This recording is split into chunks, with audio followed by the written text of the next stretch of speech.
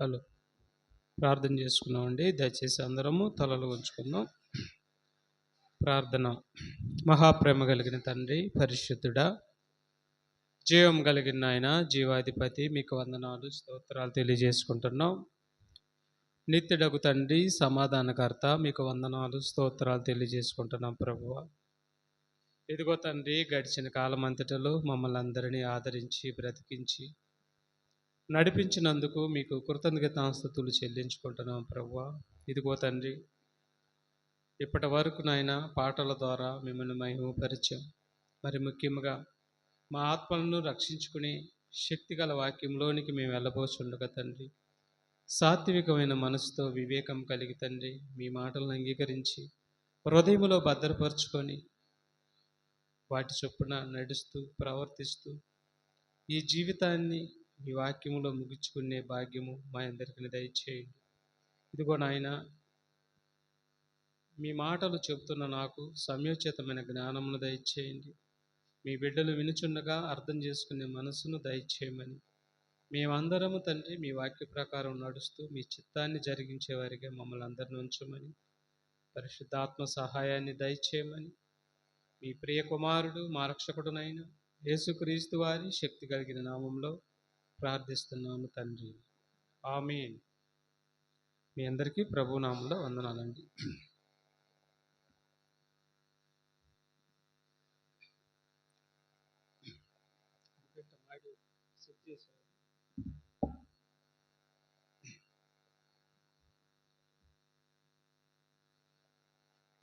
ప్రియమైన దేవుడి బిడ్డలారా, మరి ఈరోజు దేవుడు మనకు అనుగ్రహించిన జీవ గ్రంథంలో నుండి కొన్ని విలువైన సంగతులు మనం బైబిల్ నుండి పరిశీలిద్దాం.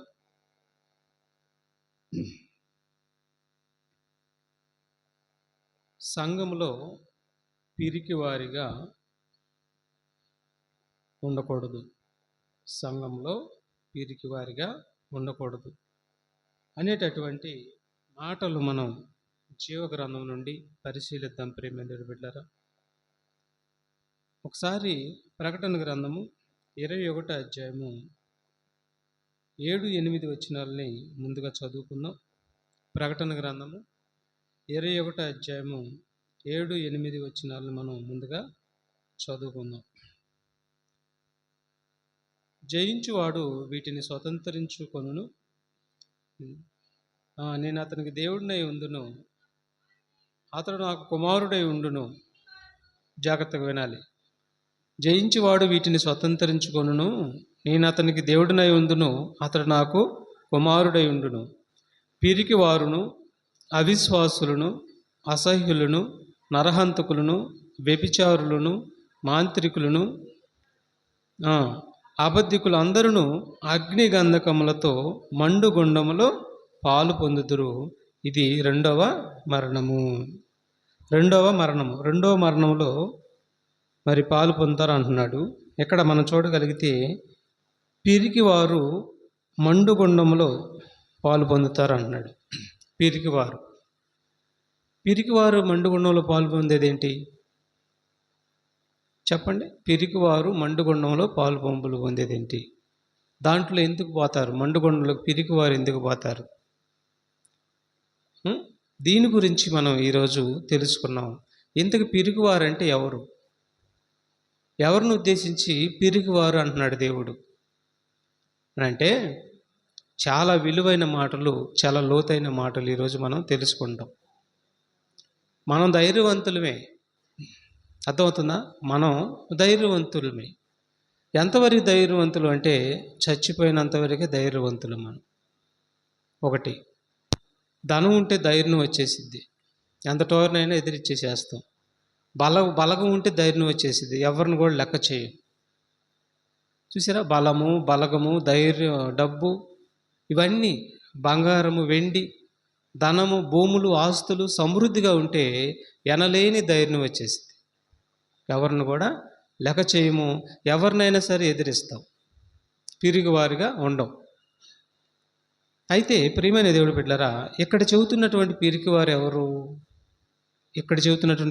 ఎవరు అని మనం బైబిల్ నుండి చూద్దాం.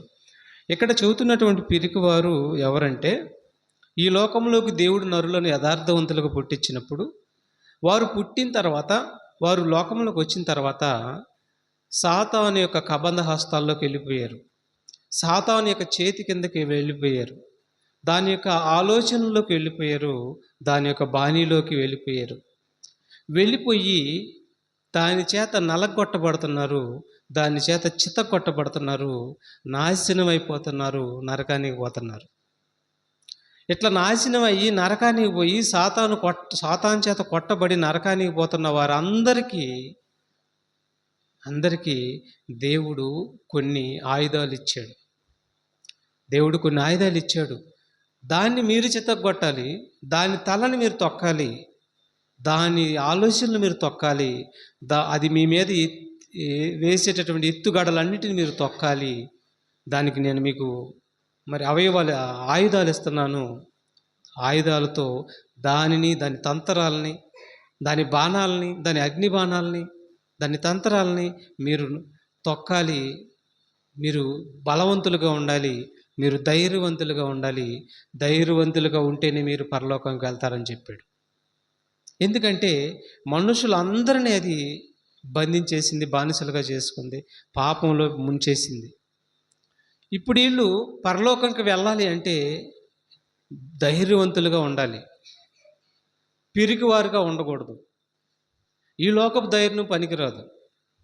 ఈ లోకపు ధైర్యం చచ్చేంత వరకు ఈ లోకపు ధైర్యం అది సావు ధైర్యం అంటారు దాన్ని. ఈనాడు చాలామంది సావు ధైర్యం చాలా ఉంది. దేవుడి దగ్గరికి వచ్చే ధైర్యము, దేవుడు చెప్పిన మాట వినే ధైర్యము, దేవుడు ఆజ్ఞలు గైకొనే సత్తా, పవర్ లేదు, ఎవరికి లేదు.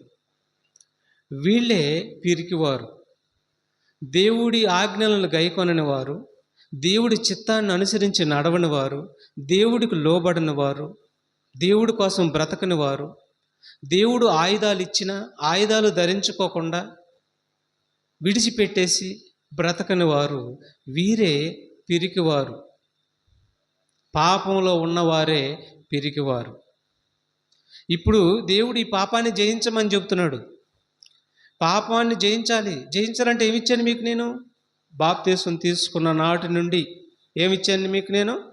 బాప్తీసం తీసుకున్న నాటి నుండి మీరు మనస్ఫూర్తిగా ఇష్టపడి, దేవుడు అంటే ఇష్టపడి ఎవరైతే నమ్మి బాప్తీసం తీసుకుంటారో వారికి నేను ఉపకారాత్మనిచ్చాను, పరిశుద్ధాత్మ దేవుడిని ఇచ్చాను. ఈ ఆత్మ మీకు ఎందుకు ఇచ్చాను తెలుసా? పాపమును గూర్చి, నీతిని గూర్చి ఒప్పింపజేసి, పాతాలను గూర్చి ఒప్పింపజేసి మిమ్మల్ని సర్వసత్యంలోకి నడిపిస్తాడని, అదే ఆత్మతో ఈ లోకంలో ఉన్నటువంటి ఆశలు, ఈ లోకంలో ఉన్నటువంటి మరి పాపాన్ని మీరు జయిస్తారని నేను సంచకరువుగా పరిశుద్ధాత్మ దేవుడిని మీకు ఇచ్చాను అంటున్నాడండి. చూసారా? పరిశుద్ధాత్మ దేవుడిని ఈ లోకాన్ని జయించాలని మనం పిరికివారుగా ఉన్నామంట. ఏంటి ఎలాంటి పిరికివారుగా అంటే, దేవుని ఆజ్ఞలు గైకొనని పిరికివారము, దేవుడి చిత్తానికి లోబడని పిరికివారము, దేవుడి మాట అంటే పారిపోయే పిరికివారము, దేవుడు ఏదైనా చేయమంటే చేయలేని పిరికివారము. అలాగా మనుషులందరూ కూడా పిరికివారిగా తయారైపోయారంట. కాబట్టి దేవుడు యేసు ప్రభు ద్వారా మీరు పిరికివారు కాస్త ధైర్యవంతులుగా తయారవ్వాలి. మీరు పిరికివారు కాస్త ధైర్యవంతులుగా తయారయ్యి మీరు ఈ లోకాన్ని జయించాలి, పాపాన్ని జయించాలి అని చెప్పి కొన్ని ఆయుధాలు ఇచ్చాడు. వాటిలో ప్రధానమైనది మరి పరిశుద్ధాత్మ దేవుడిని ఇచ్చాడు జయించమని. ఇక ఇప్పుడు చూడండి, ఇంకో మాట చూద్దాం. సంఘంలో పిరికివారు ఉండకూడదు. 1 తిమోతి పత్రిక 3:15 1 తిమోతి పత్రిక 3:15 లోకంలో నమ్మని వారి మధ్య పిరికితనం అది వేరు. నమ్మిన తర్వాత, బాప్తీసం తీసుకున్న తర్వాత సంఘంలో పిరికివారు ఉండకూడదు. అర్థమవుతుందా? సంఘంలో పిరికివారు ఉండకూడదు. ఎందుకంటే రక్తం ఇచ్చి ప్రాణం పెట్టుకొని సాతాను తలను చితక తొక్కాలి మీరని చెప్తున్నాడు. చితక తొక్కేటటువంటి ధైర్యం మీకు రావాలి.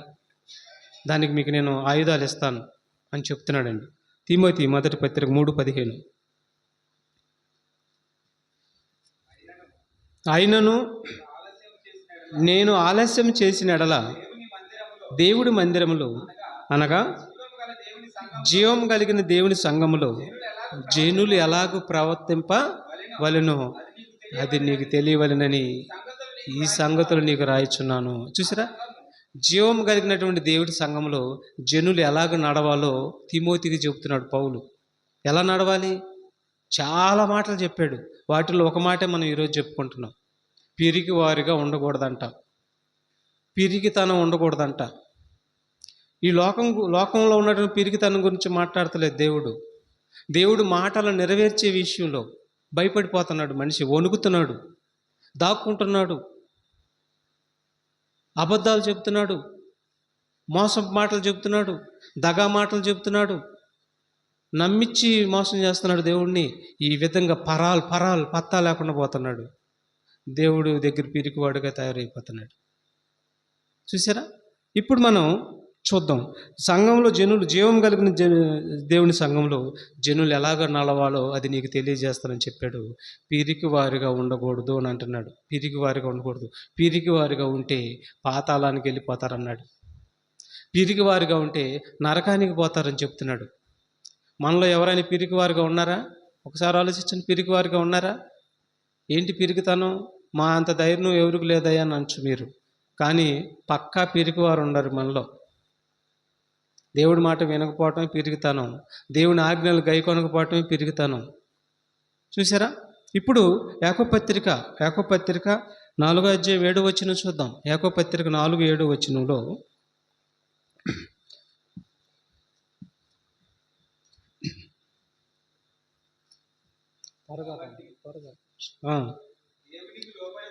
చూడండి. కాబట్టి దేవుడికి లోబడి ఉండుడి, అపవాదిని ఎదిరించుడి, అప్పుడు వాడు మీ యొద్ద నుండి పారిపోవును. ఏమన్నాడమ్మా? అపవాదిని ఎదిరించమంటున్నాడు. అపవాదిని ఎదిరించే ధైర్యం ఉండాలి కదా. అపవాదిని ఎదిరించే ధైర్యం మనకు ఉండాలి. అపవాదిని ఎదిరించే ధైర్యం మనకు ఉండాలంటే మనలో ఎవరు ఉండాలి తెలుసా? ఎవరుండాలి మనలో? పరిశుద్ధాత్మ దేవుడు ఉండాలి, వాక్యం ఉండాలి, విశ్వాసం ఉండాలి. విశ్వాసం అంటే ఈ లోక సంబంధ విశ్వాసం కాదు, స్థిరమైన విశ్వాసం ఉండాలి. ఇవన్నీ కూడా మనలో ఉండాలి. అపవాదిని ఎదిరించుడి, అప్పుడు వాడు మీ యొద్ద నుండి పారిపోతాడు అన్నాడు. ఇప్పుడు అపవాదిని ఎదిరించాలంటే ఎలా ఎదిరించాలి? అతను ఏం చేస్తున్నాడు మన దగ్గరికి వచ్చి? చూసారా, ఏం చేస్తున్నాడు మన దగ్గరికి వచ్చి అపవాది? దాన్ని ఎలాగ ఎదిరించాలి? ఎలా ఎదిరించాలి అని అంటే అపవాదిని ఎదిరించాలి. ఎదిరించే ధైర్యం నీకు ఉండాలి. చీపిరి కొట్టి కొడితే పాడు, బైబిల్ నెత్తి మీద కొడితే పాడు. అర్థమవుతుందా? అట్ట పాడు. ఎట్ట పోవాలంటే అపవాదిని ఎదిరించమంటున్నాడు. ఎలాగ ఎదిరించాలి? ఎదిరించే దమ్ము, ఎదిరించే ధైర్యం ఉందా అయినాడు దేవుడు అడుగుతున్నాడు. ఎలా ఎదిరించాలి చెప్పమంటారు? మచ్చుకు ఒక మాట చెప్తాను. మొదటి ఆదికాండం చూద్దాం. ఆదికాండం ఒక మాట చూద్దాం ఎలా ఎదిరించాలో.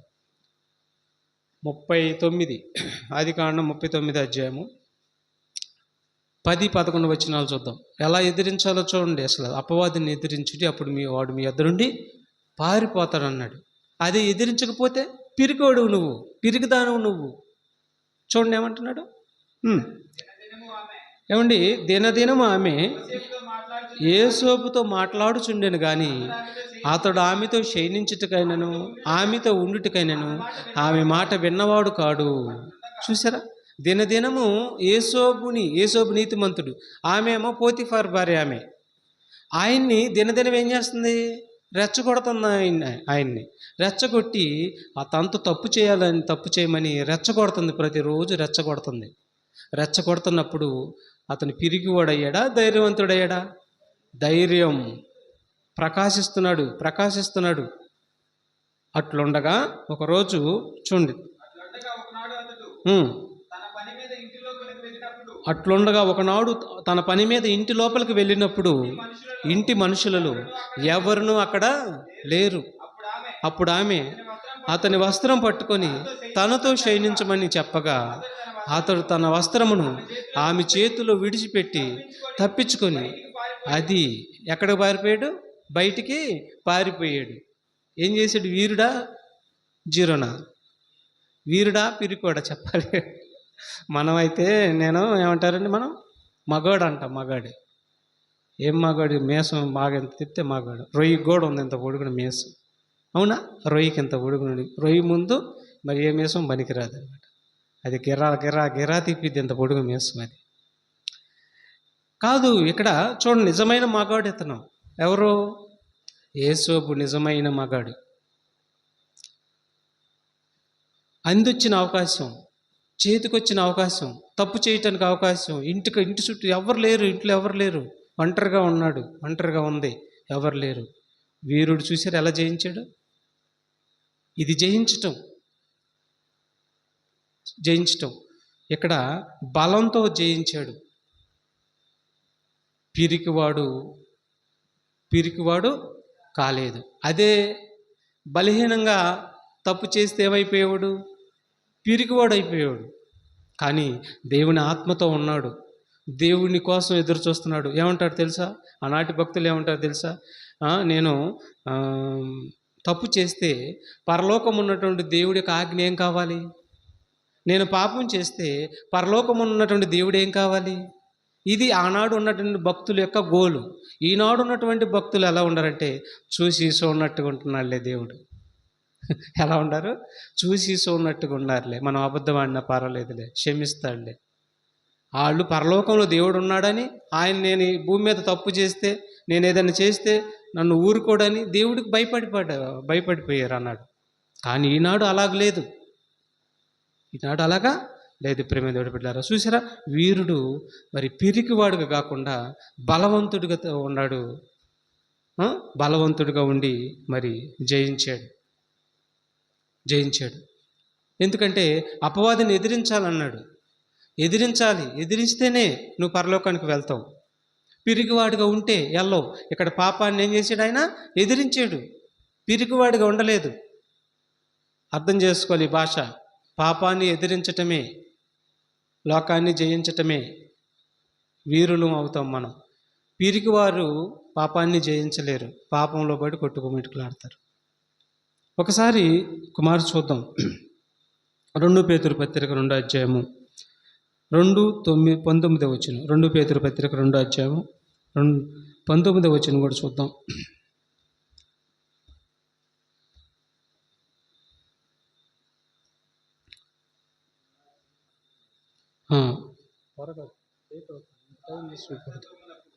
అయ్యా,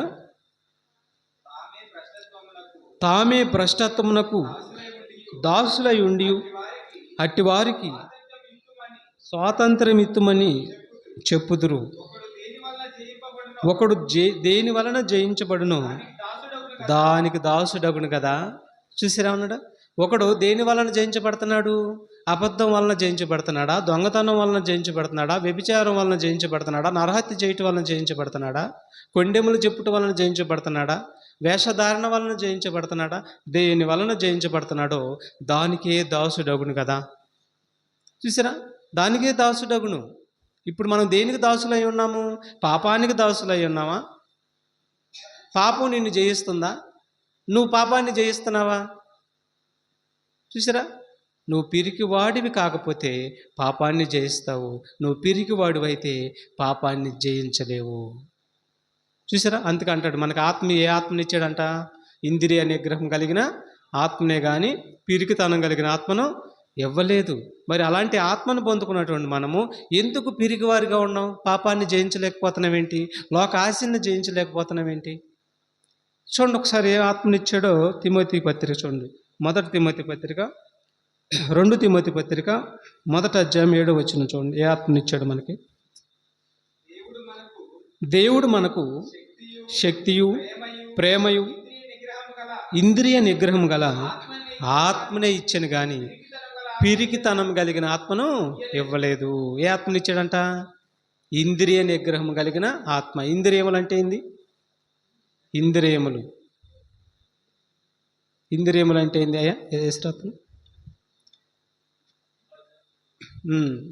ఇంద్రియ నిగ్రహము మన యొక్క అవయవాలు. ఇంద్రియములు అంటే మన యొక్క కళ్ళు మొదలుకొని అవయవాలు అన్నీ కూడా ఇంద్రియ నిగ్రహం కలిగిన ఆత్మనే కానీ పిరికితనం కలిగిన ఆత్మను ఇవ్వలేదు. మరి ఆ ఆత్మను కలిగిన నీవు ఇంద్రియమును నిగ్రహించుకోవాలి కదా. ఇంద్రియ నిగ్రహం కలిగిన శక్తి నీకు కావాలి కదా. మరి పిరికివాడిగా అయిపోయేవేంటి? ఎవరు పిరికి ముందు పోసారు? ఆత్మ లేదా నీలో? పరిశుద్ధాత్మ దేవుడు లేడా నీలో? ఉంటే నువ్వు నెరవేరుస్తావు, ఉంటే నువ్వు ఎదిరిస్తావు, పాపాన్ని ఎదిరిస్తావు. ఆత్మ నీలో లేకపోతే పిరికివాడివి. ఒకవేళ పిరికివాడు అయ్యి ఏదో ఆదివారం ఒకరోజు చర్చికి వస్తా, మధ్యలో కూడా చర్చికి వస్తా, ఇక ఆ తర్వాత నువ్వు ప్రతిరోజు పిరికివాడిగా ఉన్నావు అనుకో, నువ్వు పోయేది నరకానికి అంటున్నాడు. ఈ లోకంలో ధైర్యం వద్దు. ఈ లోకంలో ఉన్నటువంటి మనుషుల మధ్య ధైర్యం పనికిరాదు, అది చెత్త దేవుడి దగ్గర. ఆ ధైర్యం ఎవరికి కావాలి? ఆ ధైర్యం దేన్ని బట్టి వచ్చింది అని చెప్పాను, ముందుగా చెప్పాను కదా, ధనాన్ని బట్టి వచ్చిద్ది. నీకు ఒక 1000 మంది బలగం ఉందనుకో, ఫుల్ ధైర్యం వచ్చిద్ది, నాకేంటి. నీకు ఒక 20 ఎకరాల పొలం ఉందనుకో, ఒక 100 ఎకరాలు, ఫుల్ ధైర్యం వచ్చింది, నాకేంటి. ఈ ధైర్యం ఎందుకు పనికిరాదు.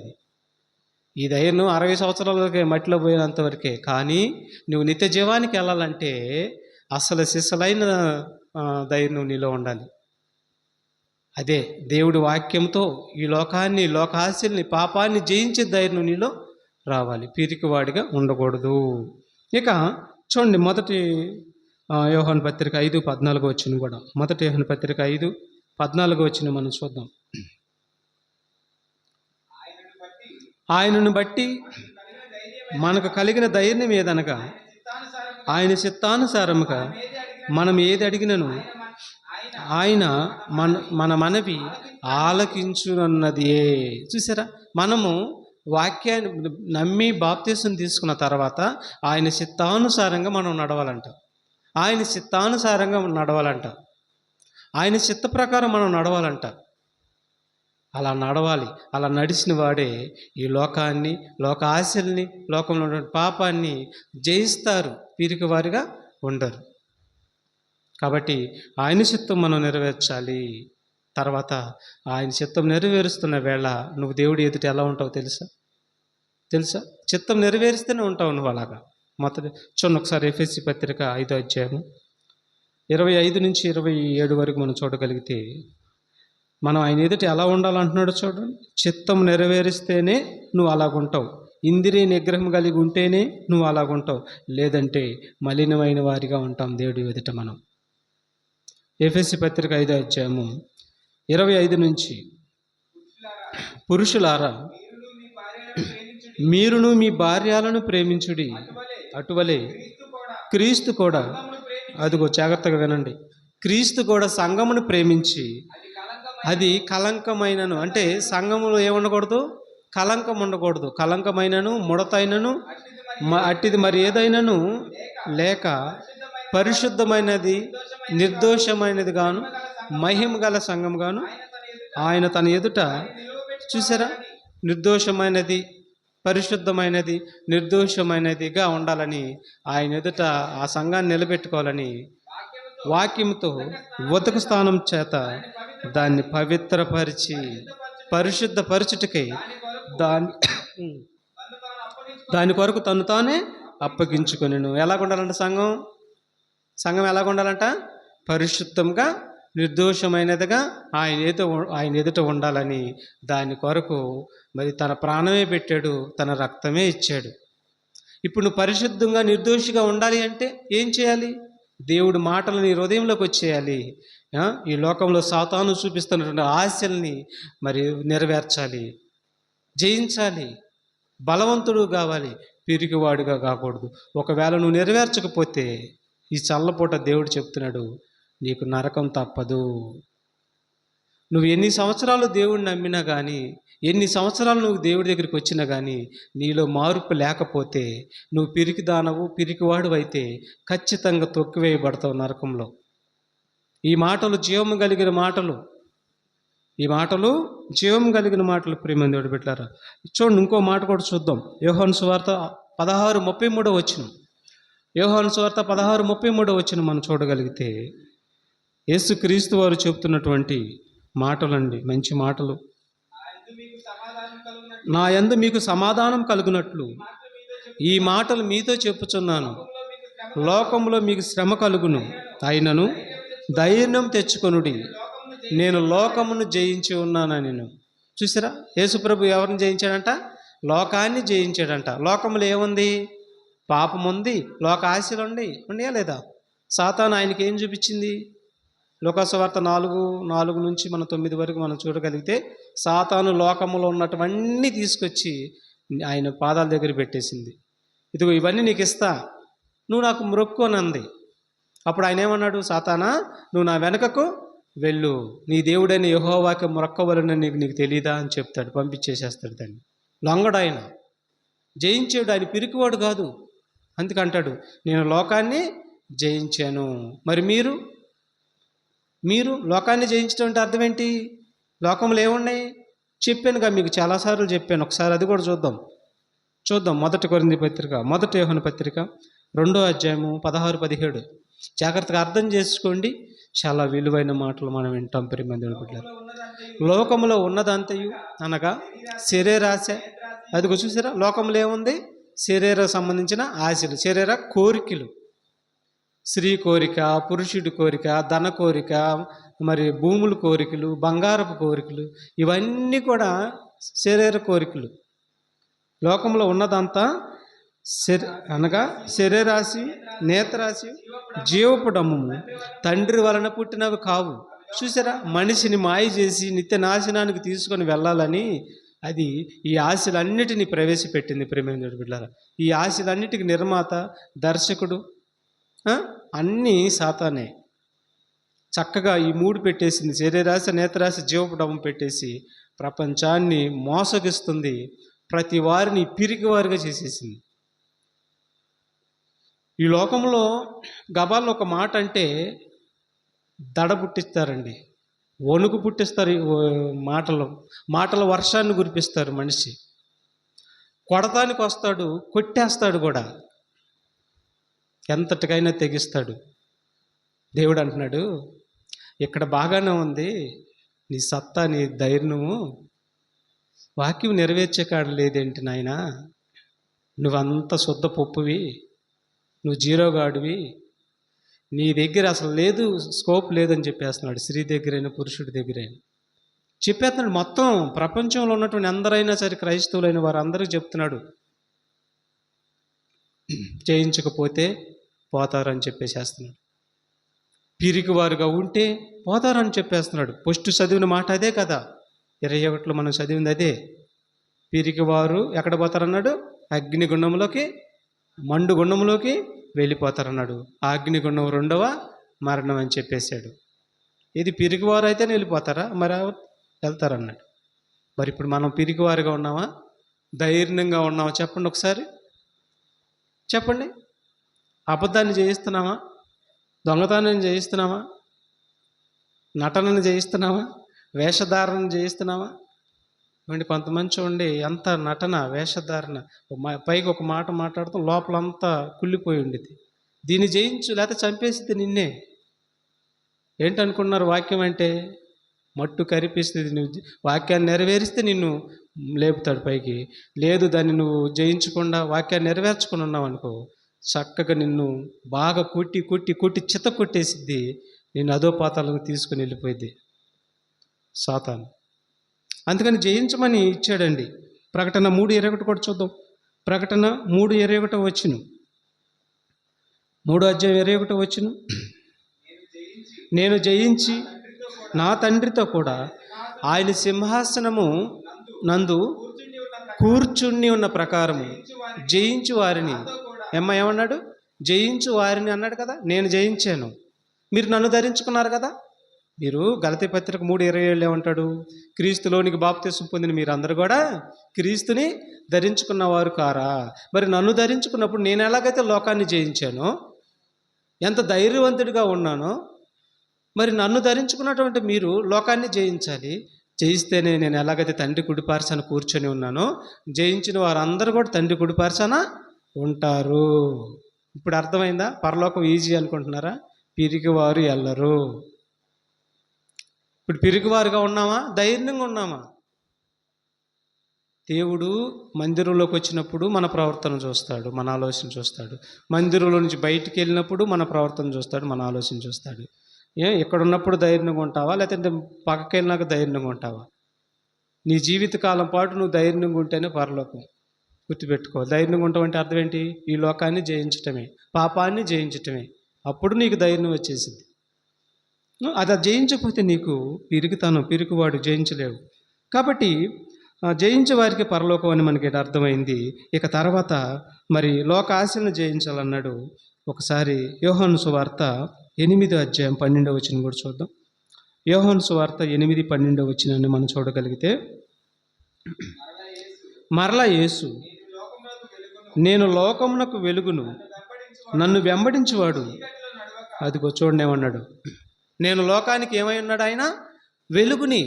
నాలో చీకటి ఏమాత్రం లేదు. ఎవరిలో? యేసు ప్రభువులు చీకటి ఏమాత్రమో లేదు. నేను లోకాన్ని వెలుగై ఉన్నాను. నన్ను ఎవరైతే వెంబడిస్తారో, చీకట్లో అంటే పాపములో నడవక. పాపంలో నడిస్తే పిరికోళ్ళే. చెప్పండి, పాపం అంటే స్త్రీ పురుషుల అక్రమ సంబంధం పాపం కాదు సుమి. పాపం అంటే అర్థం ఏంటి? డెఫినేషన్ ఏంటి? బైబిల్ ఇస్తున్న డెఫినేషన్ ఏంటి? తెలుసుగా, మీకు అందరూ చెప్పానుగా. మొదట యోహాను పత్రిక 3:4 ఏమన్నాడు? ఆజ్ఞ అతిక్రమమే పాపము, పాపమునికి వచ్చే జీతము మరణము. ఇంతకు ఆజ్ఞ అంటే ఏంటి? ఆజ్ఞ అంటే ఏంటి? సంఘముగా కూడుకొనుట మానొద్దు అన్నాడు. ఆజ్ఞే కదా. నువ్వు మానుతున్నావు, పిరికోడివి, నువ్వు పిరికిదానివి. చూసారా ఎట్లా మరి మాట్లాడుతుందో వాక్యం చూడండి. సంఘంగా కూడుకుంటే మానొద్దని చెప్తే నువ్వు ఖచ్చితంగా మానేస్తున్నావు, లెక్క కూడా చేయట్లా. అంటే నువ్వు దాన్ని జయించలేకపోతున్నావు. నువ్వు పిరికిదానివి, పిరికోడివి. మరి నీ కోసం కాసుకొని ఉంది. మరి అసందేహం లేదు, వెళ్ళిపోతామేక. చూసారా? అందుకని మరి చాలా జాగ్రత్తగా ఉండాలి. నేను లోకమునకు వెలుగై ఉన్నాను, నన్ను వెంబడించేవాడు చీకటిలో నడవక జీవపు వెలుగులో నడుస్తాడంట. చదువు ఆ మాట ఏమన్నా చూడండి అక్కడ. యోహాను సువార్త 8:12 వచ్చింది.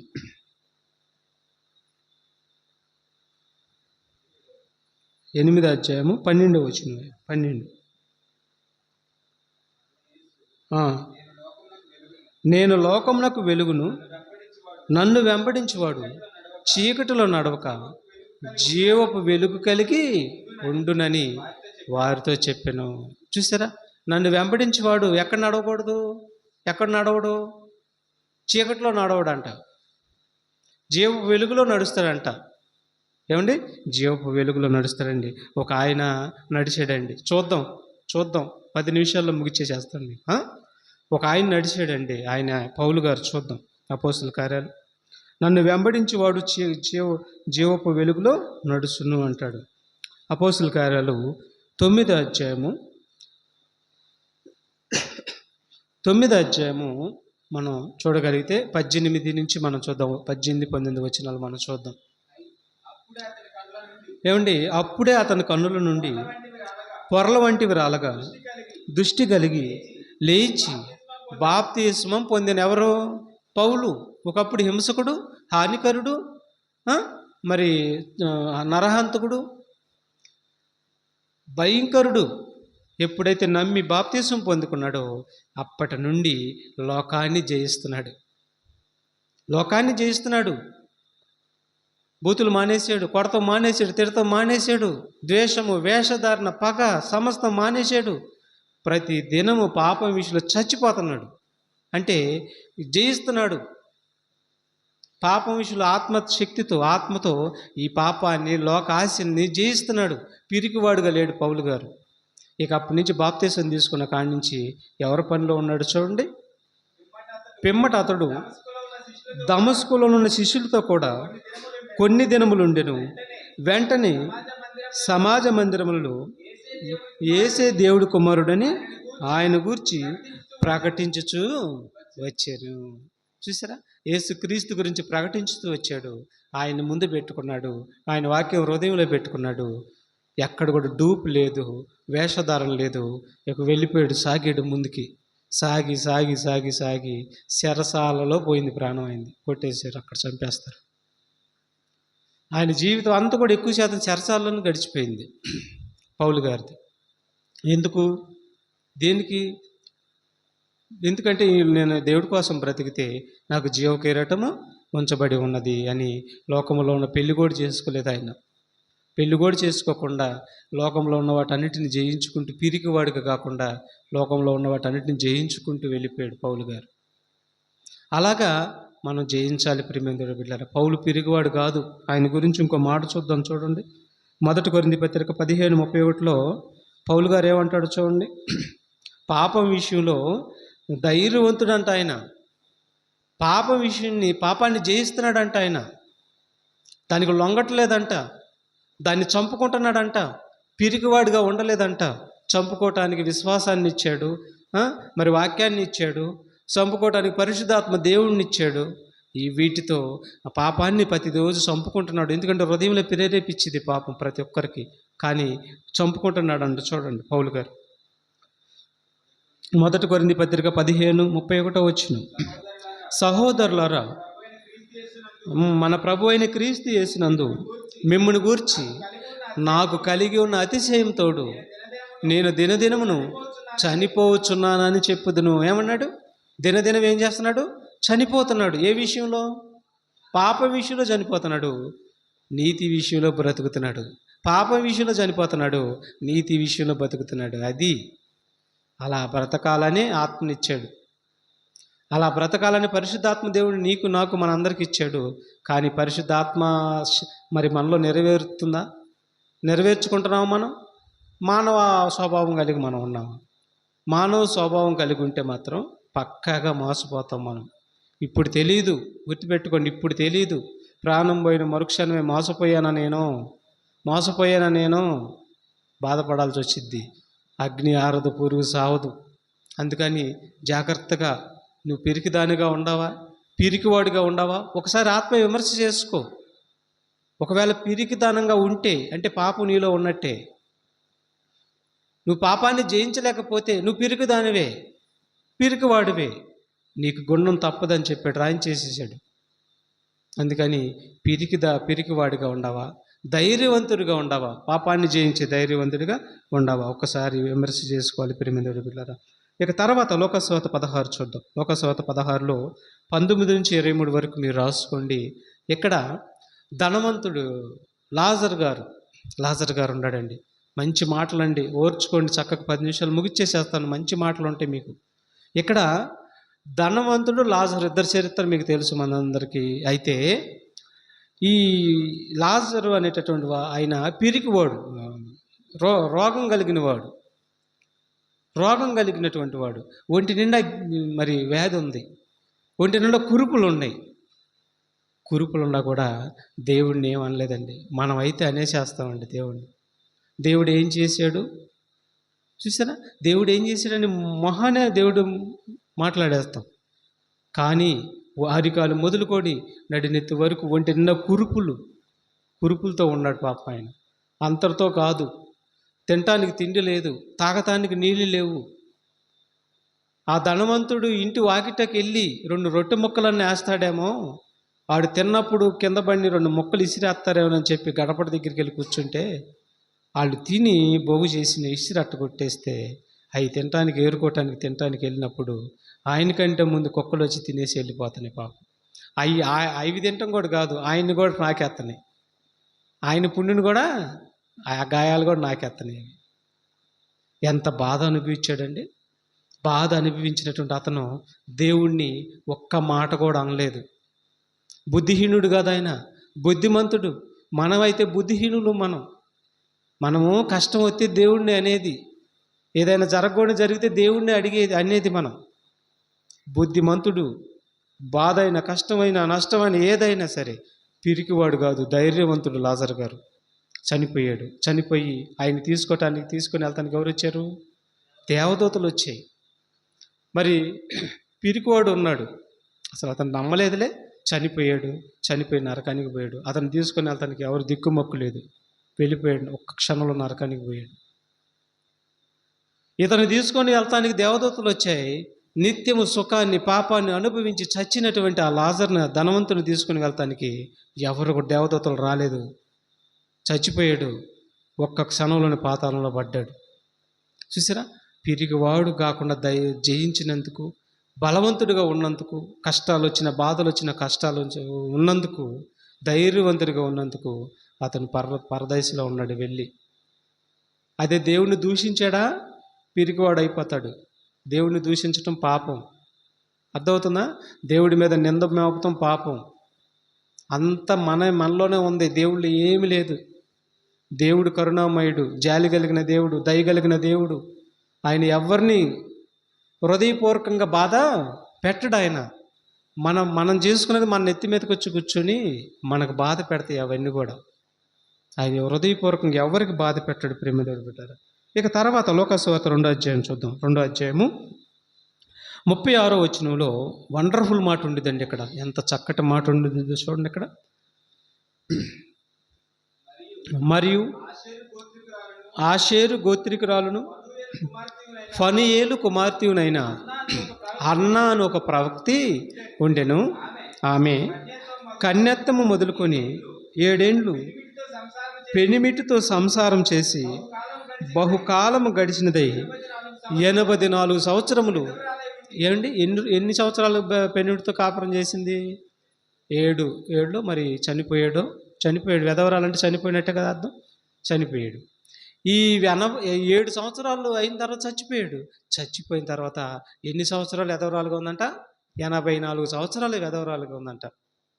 ఈ 84 సంవత్సరాలు విధవరాలుగా ఉన్నటువంటి ఈ కాలంలో ఎన్నో ఎదురైనాయి ఆమెకి. ఎన్నో సమస్యలు, శరీర కోరిక ఆమెకి ఉంటాయి. యవనస్తురాలు కదా, శరీర కోరిక అదొకటైతే మరి సంపాదించి పెట్టేది ఎవరు? భోజనం పరిస్థితి ఏంటి? ఇదొకటి. ఇవన్నీ కూడా ముసురుకుంటున్నాయి ఆమెకి. ముసురుకున్నా కూడా ఎక్కడ కూడా వాటికి భయపడకుండా, వాటిని తొనకుండా, వనక్కుండా, మరొక పాపం ఏం చేయకుండా ఎలా జయించింది. ఏడుంది? ఎక్కడుంటే జయించింది చూడండి ఒకసారి. మనం అయితే దేవుడు మందిరానికి ఏదో పరిచర్య ఉంటే వస్తున్నామా? మనం దేవుడి పరిచర్య ఉంది, దేవుడి పని ఉంది, చాలా పని ఉంది. మనందరం ఐక్యత కలిగి చర్చిని శుభ్రం చేసుకోవాలి. చర్చి చుట్టూ ఏదన్నా మొక్కలు ఏమైనా ఉంటే శుభ్రం చేసుకోవాలి. ఎంత ధన్యత! దేవుడు మాటలు విని స్థలం చుట్టూ శుభ్రం చేసుకుంటే నీకు అంత ధన్యత. చెప్పేవారికంటే నీకు ఎక్కువ ధన్యత. గుర్తుపెట్టుకోండి ఈ మాట, సులకనగా తీసుకోబాకండి. చెప్పేవారికంటే దేవుడి మందిరం చుట్టూ ఆయన మాటలు వినిపించే ఆ భాగం చుట్టూ, లేదంటే లోపలైనా సరే నువ్వు చిన్న పరిచర్య చేసినా కానీ చెప్పేవారికి ఎంతో నీకు కూడా అంతే ఫలం. గొప్ప ధన్యత పోగొట్టుకోబాకండి. వాళ్ళు చేస్తారులే, వీళ్ళు చేస్తారులే, నాకెందుకులే, నేను అని పోతారు.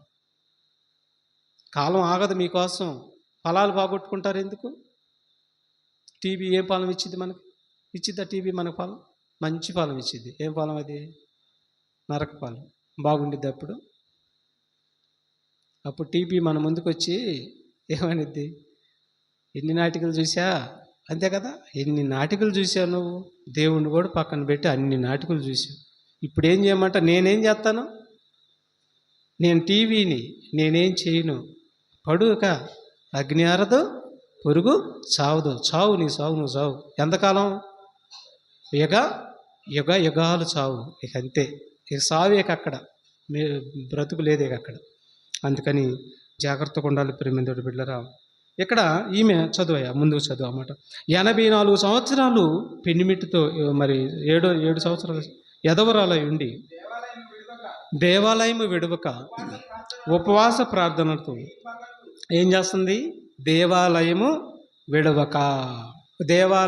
విడవక యవన కాలంలో మొదలుకొని చచ్చిపోయి పెట్టెలో పెట్టినంత వరకు కూడా దేవాలయం విడవలేదండి. అంటే ఆమె హృదయంలో ఎవరున్నారు? దేవుడు మాటలు ఉండే, నేను బ్రతుకుట దేవుడి కోసమే, చావు అయితే లాభం అనుకుంది. ఆమెకున్నటువంటి యవన కాలంలో ఉన్నటువంటి కోరికలన్నింటిని చంపేసుకుంది. దేవుడే నాకు దిక్కు అంది. నా దేవుడు నన్ను లేపుతాడు, ఈ మనుషులు ఎవరు నన్ను లేపలేరు అనుకుంది. సంపూర్ణంగా దేవుడికి సమర్పించుకుంది. ఇది విశ్వాసం అంటే. ఆమె మరి చనిపోయింది. విశ్వాసుల జాబితాలో ఉంది, ఇప్పుడు పరదేశంలో ఉంది ఇప్పుడు. కాబట్టి చక్కగా మరి ఆమె పిరికిది కాదు. పోతీఫర్ భార్య పిరికిది. అర్థమవుతుందా? పోతీఫర్ భార్య ఎవరో పిరికిది. యోసేపు ధైర్యవంతుడు. ఇదిగో ఈమె అన్న ధైర్యవంతురాలు. ఆ ధైర్యమే నిన్ను పరలోకానికి తీసుకెళ్ళిద్ది. అదే అదే మరి పాపం మీద పాపం చేసుకుంటూ పోయి ఆమె కూడా అట్ట ఉంటే పిరికిది పోయేది నరకానికి. కాబట్టి ఆ పిరికితనం ఉండకూడదు. ఇంకో మాట కూడా చూద్దాం. యోహాను సువార్త 14:15 వచ్చిన కూడా చూడండి. యోహాను సువార్త 14:15 వచ్చిన మనం చూడగలిగితే, మీరు నన్ను ప్రేమించిన ఎడల నా ఆజ్ఞలను గైకొందురు. ఏమన్నాడు? సంఘంతో చెప్తున్నాడు. యేసు రక్తంతో కడగబడినటువంటి ప్రతి సంఘంతో చెప్తున్నాడు, మీరు నన్ను ప్రేమిస్తే మీరు నా ఆజ్ఞలు ఏం చేస్తారు? గైకొంటారు. నన్ను ప్రేమిస్తే అంటే నేనంటే మీకు ఇష్టమైతే మీరేం చేయాలి? నేను చెప్పినటువంటి ఆజ్ఞలన్నిటినీ గైకొనాలి. అదే కదా మత్తయి సువార్త 28 అంటాడు, 28:19 అంటాడు, మీరు సర్వలోకంలోకి వెళ్ళి మరి బాప్తిసం ఇచ్చి మీరు వాక్యాన్ని బోధించి శిష్యులుగా చేసి నేను చెప్పిన ఏ సంగతులు మీకు ఆజ్ఞాపించుతున్నో వాటన్నిటిని వారి గైకొనాలని వారికి బోధించండి అని చెప్పాడు. అంటే నా ఆజ్ఞలను గైకొనాలి, నా ఆజ్ఞలను గైకొనాలి. నా ఆజ్ఞలు ఏంటి? పాపము చేయకుండా. నా ఆజ్ఞలు అవే. నా పాపం మీరు చేయకుండా పవిత్రుడిగా ఉండాలి, పవిత్రులుగా ఉండాలి. నేను చెప్పిన ప్రతి మాటను మీరు అనుసరించి నడవాలి. ఇదే నా ఆజ్ఞలు. నా ఆజ్ఞలు గైకొనని వాడు నా వాడు కాదు. నా ఆజ్ఞలను గైకొనని వాడు పిరికివాడు. నా ఆజ్ఞలు గైకొనని వాడు అబద్ధికుడు. ఆ మాట అంటాడు. అక్కడే చూద్దాం. 1 యోహాను పత్రిక 2:4 చూడండి. ఆ మాట అంటాడు చూడండి. 1 యోహాను పత్రిక 2:4 వచ్చిన, నా ఆజ్ఞలను గైకొనని వాడు అబద్ధికుడు అంటాడండి. చూసిరా, పిరికివాడు అబద్ధికుడు అంట. ఆయనను ఎరిగి ఉన్నానని చెప్పుకొనొచ్చు. ఆయన ఆజ్ఞలను గైకొనని వాడు అది అబద్ధికులు పరలోకం ఉందా? పిరికి వారికి పరలోకం ఉందా? చూసారా, ఆయనను ఎరిగి ఉన్నాను. యేసు నాకు తెలుసు 40 సంవత్సరాల మించి, యేసు నాకు తెలుసు 30 సంవత్సరాల మించి, కానీ పేరుకు మాత్రమే తెలుసు. ఆదివారం మాత్రం వెళ్తాను, మళ్ళీ మధ్యలో కూడా వెళ్తాను. ఆయన చెప్పిన మాటలు ఏమీ వినను. ఆయనను ఎరుగుదమని చెప్పుకుందురు, కానీ ఆయన ఆజ్ఞలు గైకొనని వాడు అబద్ధికుడు అని చెప్తున్నాడు. కాబట్టి ఆజ్ఞలు గైకొనాలంట. చాలా ఉన్నాయి ఆజ్ఞలు. ఏదైతే చేయొద్దన్నాడో అదే ఆజ్ఞ, ఏదైతే చేయమన్నాడో అదే ఆజ్ఞ. వీటిని మనం చేయకపోతే అబద్ధికులు అవుతాము, పిరికివారు అవుతాము. పిరికి వారికి పరలోకం లేదు. జయించాలి లోకాన్ని మనం. ప్రియమైన దేవుడి బిడ్డలారా, ఎంత మంచి మాటలు మీరు వింటున్నారో. విడిచిపెట్టుకోకూడదు. మనంత దౌర్భాగ్యులు ఉండరు, మనంతా దౌర్భాగ్యులు ఉండరు. ఒకసారి పిరికివారు పరిస్థితి ఏమైందో చూడండి. మత్తయి సువార్త 27:5 వచ్చినప్పుడు, ఒక అతను దేవుళ్ళలోకి వచ్చాడు, మారు మనసు పొందాడు, బాప్తీసం తీసుకున్నాడు. మరి దేవుడు వరం కలిగిన వాడే, కానీ పిరికివాడు అయిపోయాడు. పిరికివాడు అయిపోయినటువంటి అతను ఏమయ్యాడు చూడండి ఒకసారి. మత్తయి సువార్త 27, అతడు ఆ వెండి నాణెములు దేవాలయంలో పారవేసి పోయి ఉరి పెట్టుకునెను. ఎవరు? ఇస్కారియోతు యోధా. పిరికోడైపోయాడు. 30 వెండి నాణ్యాలకి అమ్మేశాడు ప్రభువుని. అంతకుముందు మరి కానుక వేస్తున్న సంచులయ్యి దొంగతనం చేస్తూ వస్తున్నాడు. ఆ తర్వాత మరి చాలా మోసపూరితంగానే నడిచాడు. ఆ తర్వాత జయించవలసింది పోయి, యేసుతో ఉండి 12 మందిలో ఒకడై ఉండి జయించవలసింది పోయి పిరికివాడైపోయాడు. జయించలేక చెట్టుకెళ్ళి తాడేసుకొని మెడక పెట్టుకొని చచ్చిపోయాడు. సావు కూడా ఎట్టుందో తెలుసా? కొండ మీద నుంచి పడ్డాడంట. పేగులు కూడా పగిలి బయటకు వచ్చేసింది అతనికి. పిరికివాడు చచ్చిపోయాడు, జయించలేకపోయాడు. ఎక్కడికి పోయాడు ఇప్పుడు అతను? ఎక్కడికి పోయాడు? నరకానికి. అంటే పిరికివాడు ఎక్కడికి పోయాడు? దేవుడు తల్లి గర్భంలో నీకు 50 ఇచ్చినా, 60 ఇచ్చినా, 70 ఇచ్చినా, 100 ఇచ్చినా ఆయన తీసుకునేంత వరకు నువ్వు ప్రాణం తీసుకోకూడదు. అర్థమన్నా? ఇతరులు కూడా తీయకూడదు, నువ్వు ప్రాణం తీసుకోకూడదు. ఈ రెండు తప్పే. నువ్వు ప్రాణం తీసుకున్నావు అనుకో, పోతావు నరకానికి. వెళ్ళిపోయాడు పిరికోడు, నరకానికి పోయాడు. కాబట్టి ప్రియమైన దేవుడి బిడ్డలారా, జయించిన వాడు పిరికివాడు మరి ఇస్కారియోతు నరకానికి పోతే మన ముందు ఎన్ని విషయాలు ఉన్నాయి చెప్పండి మీరు? ఎన్ని విషయాలున్నాయి? సవాల్ చేస్తున్నాయి మన ముందు, సవాల్ చేస్తున్నాయి మన ఎదురయ్యి. నువ్వేంట్రా, నువ్వు బోడోడివి, నువ్వేం చేస్తావు? చూసారా, అడుగుతున్నాయి అవి. నీ వల్ల ఏమైద్ది? చూసారా? అబద్ధం మానటం నీ చేత అవుతుందా? దొంగతనం చేయకుండా ఉంటూ నీ చేత అవుతుందా? వ్యభిచరించకుండా ఉంటూ నీ చేత అవుతుందా? వేషధారణ మాటలు, మోసపూరితమైన మాటలు చెప్పకుండా ఉంటూ నీ చేతనవుతుందా? బయటికి నవ్వుతూ లోపంలో కపటం పెట్టుకోకుండా ఆ కపటం పెట్టుకొని ఉంటావు, దాన్ని జయించలేకపోతావు, నీ చేత అవుతుందా? ఇవన్నీ చూడండి, నిన్ను బాగా కొడతాయి. ఇవన్నీ కూడా నక్కలు, నీలో ఉన్న గుంట నక్కలు నిన్ను చెరిపేస్తున్నాయి. అవి బాగా మనుషులు వాటి చేత చెరిపివేయబడి, బాగా తొక్కబడి, కొట్టబడి, నాశనానికి ఈడ్చుకొని పోతుంటే మనిషి ఏమనుకుంటాడంటే ఇతరులను మోసం చేసి, అబ్బా నేను వారిని జయించాను అనుకుంటున్నాడు. ఇతరుల్ని మోసం చేసి నేను జయించాను అనుకుంటున్నాడు. లేదు, నిన్ను ఆల్రెడీ కొడుతున్నాయి, నుజ్జుగా కొడుతున్నాయి. తీసుకొని ఈడ్చుకుని వెళ్ళే సమయం ఆసన్నమైంది ప్రతి మనిషికి. అందుకని వాటిని మనం జయించాలి. పిరికివారిగా ఉండకూడదు. ఇంకొక మాట చూద్దాం ప్రేమేంద్రుడు బిడ్డలారా, చూద్దాం. యోహాను సువార్త 6:66 వచ్చిన కూడా చూడండి. ఇస్కరియోతు యూదా పిరికివాడై జయించలేకపోయాడు, నరకానికి పోయాడు. ఆ తదుపరి యేసుక్రీస్తు వారితో చాలామంది శిష్యులు ఉన్నారు. వారందరూ కూడా యేసు ప్రభుతో పాటు వెంబడిస్తూ రొట్టె ద్రాక్షరసం తింటూ ఆయనతో పాటు వెంబడిస్తూ ఉన్నటువంటి వారు. ప్రతిరోజు ఆయనకి ఆహారం వాళ్ళకి పెడుతూనే ఉన్నాడు. పెట్టినంతసేపు తిన్నారు. తిన్న తర్వాత యేసు ప్రభు ఒక మాట చెప్తాడు. యోహాను సువార్త 6:66. యేసు ప్రభు వారు ఒక మాట చెప్తాడు. ఏమని చెప్తాడు? అయ్యా, ఇప్పటి వరకు కూడా రొట్టెలు ద్రాక్షారసం మీరు తిన్నారు. ఇక మీదట మీరు తినాల్సింది ఏంటంటే నా శరీరము, నా రక్తము అన్నాడు. అవిసిపోయిన గుండెలు జీర్ణించుకోలేకపోతున్నారు. ఆ మాటలు జీర్ణించుకోలేక ఇక పిరికోళ్ళు అయిపోయారు.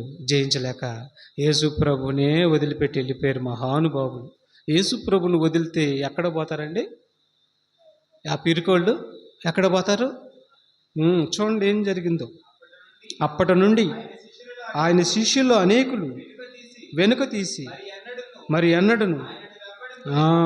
ఎన్నడను ఆయనను వెంబడింపలేదు. పిరికోళ్ళు అయిపోయారా? చూసారా? ఆయన చెప్పిన మాటలు అనుసరిస్తే నువ్వు ధైర్యవంతుడివి. ఆయన చెప్పిన మాటలు ఏమి నువ్వు వినకుండా నువ్వు నటిస్తే నువ్వు పిరికోడివి, పిరికిదానివి. మన కోసం అగ్నిగుండం కాసుకొని కూర్చుంది. చూసారా? లోకాన్ని, లోక ఆశల్ని, లోకంలో ఉన్న పాపముని, నీ హృదయంలో ఉన్న పాపాన్ని, వీటన్నిటిని ప్రతిరోజు ధైర్యంగా జయించుకుంటూ వెళ్ళిపోవాలి. పిరికితనం అంటే పాపం నీలో ఉండకూడదు. చివరి మాట చూద్దాం. ప్రకటన 2:11 వచ్చిన చూద్దాం. చివరి మాట ముగించుకున్నాక ప్రకటన గ్రంథం 2:11 వచ్చిన.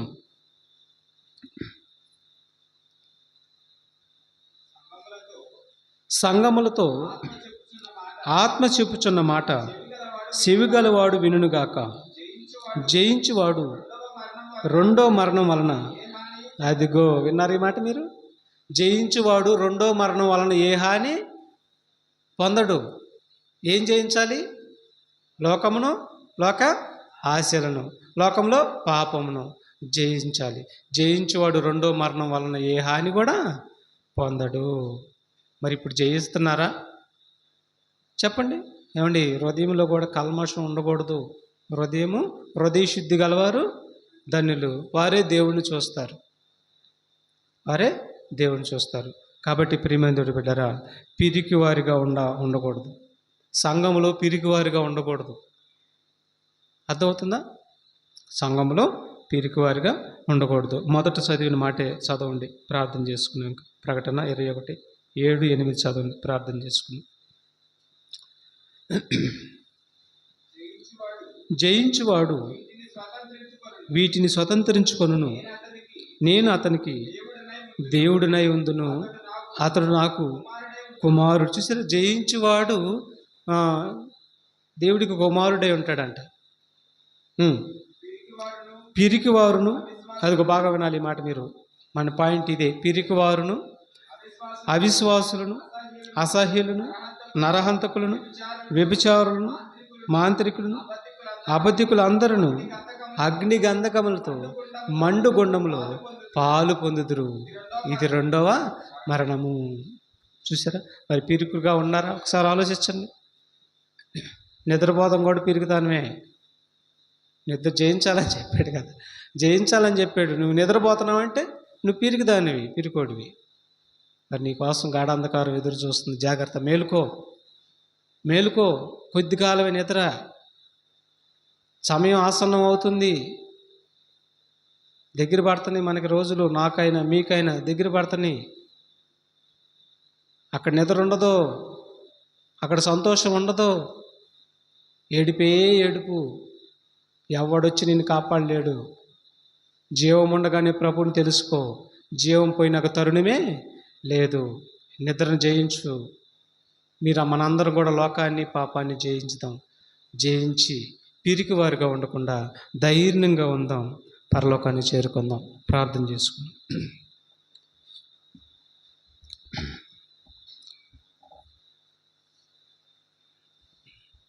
ప్రార్థన. దయచేసి అందరము తలలు వంచుకోండి.